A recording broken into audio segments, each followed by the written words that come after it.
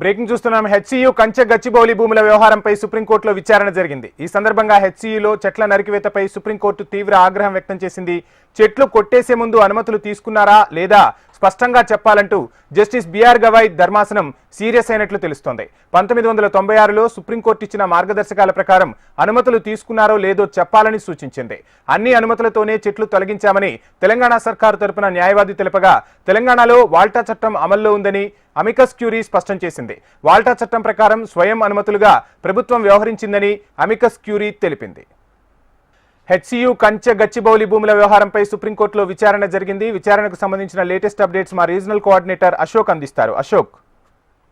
వంశీ, మనం చూస్తున్నాం ఏదైతే ప్రధానంగా సుప్రీంకోర్టులో హైదరాబాద్ సెంట్రల్ యూనివర్సిటీకి సంబంధించినటువంటి విచారణ ఇవాళ జరిగింది. 2 రోజుల క్రితం తెలంగాణ ప్రభుత్వం తరఫున చీఫ్ సెక్రటరీ ఒక రిపోర్ట్ కూడా సబ్మిట్ చేశారు. ఏదైతే 400 ఎకరాలకు సంబంధించినటువంటి భూముల్లో చెట్ల నరకలేదు, అక్కడ ఎక్కడ అడవి కూడా లేదని చెప్పేసి స్పష్టంగా రిపోర్ట్ ఇచ్చింది.